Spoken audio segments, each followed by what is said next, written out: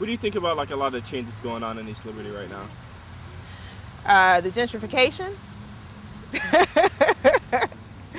um, well, one of the most interesting things visually right now is the Penn Mall apartment that they tore down, and now you can see straight up in the Garfield. That is very interesting because now it's just a whole new view, and it's, for 30 years I was used to seeing this whole big building and being cut off from the neighborhood right across, but now we can see into the next neighborhood. Another interesting thing going on, again, is the gentrification that they're slowly but surely trying to do, with tearing down the housing places. No, you can't have the potato chips yet. The housing that they've torn down, which in a way was a good thing, but if the old tenants are going to be displaced, that's a whole different thing. Because what they're doing is they're tearing down a lot of these city dwellings and displacing people out to the suburbs and places that are not easily accessible.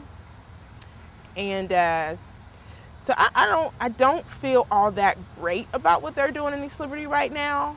But I think if everybody can come together and sort of get in on it at the same time, then maybe I'll feel good about it. Yeah, gentrification is the idea that the people with money, the gentry, come in and take over a neighborhood and invest in the buildings and spruce it up and recreate it for themselves.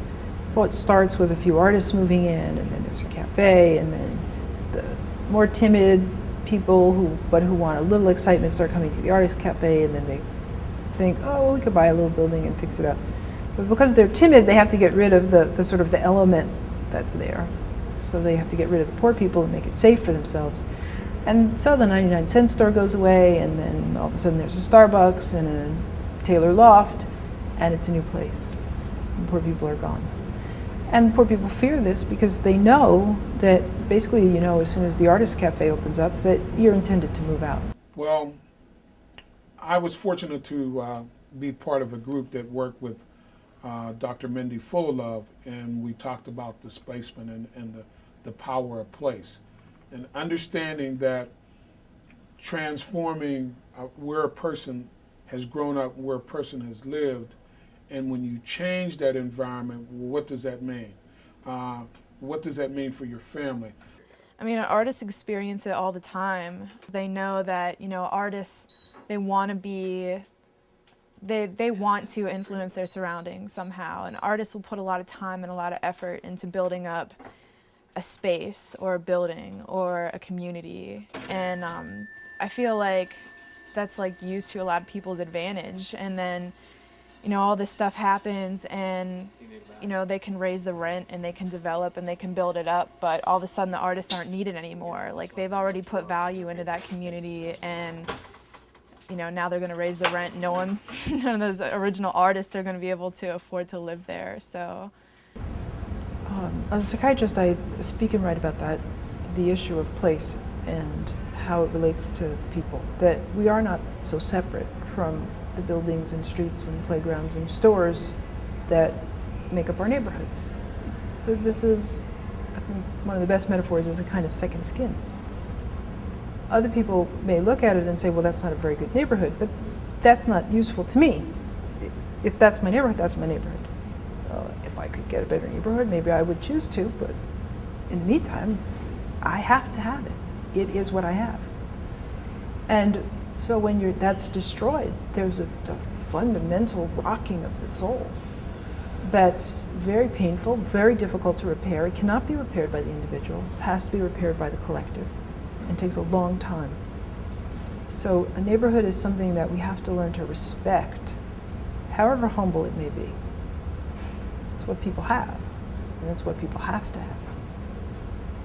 When we were in the development stages of this project, or the pre-development stages for this project, there were a lot of folks who wondered why we would propose to build something like this in this neighborhood.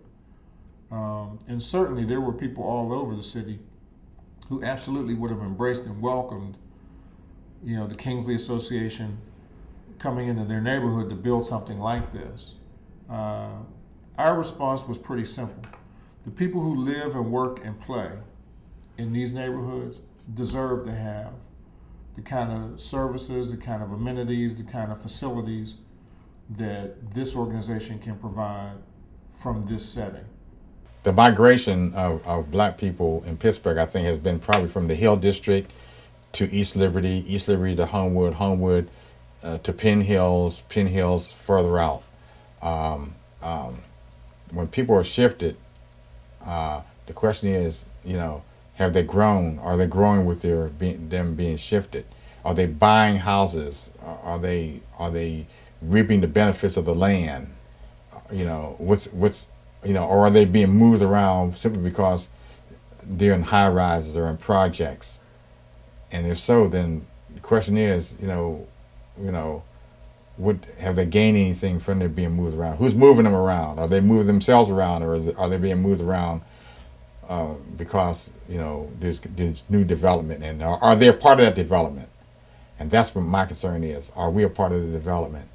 And believe me, I've been in Pittsburgh long enough where I want to leave a history, and I want a lot of my people out here to want to leave a history, and not just move simply because somebody said you got to move.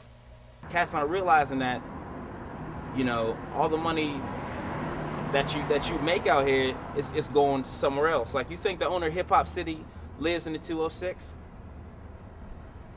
For real. I mean, I know a lot of cats over here that own businesses, and very few of them live in the 206. My friend Danny got Floss's hair salon. She lives in the 206.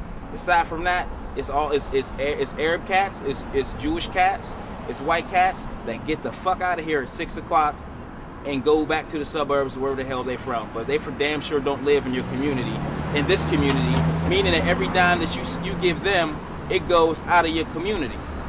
Even if you open up a Foot Locker, the motherfucker that's owning the Foot Locker ain't gonna live in the 206.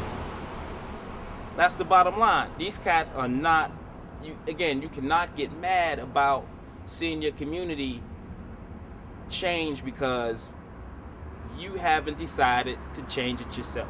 You haven't done anything positive to change it. So when you see the bulldozers come, it's the same thing they did on the Hill, 45 years ago, whatever, when they decided, whenever a long time ago, when they decided to build the Civic Arena and basically bulldoze people's homes when a few people were still even in their homes. They didn't even know that the property was sold. And Pittsburgh having the lack of cohesion as far as the black community is concerned, don't get unified when you start to get kicked out. You're supposed to be unified when you see the bulldozers coming. When you hear about the bulldozers, that's when you're supposed to do something.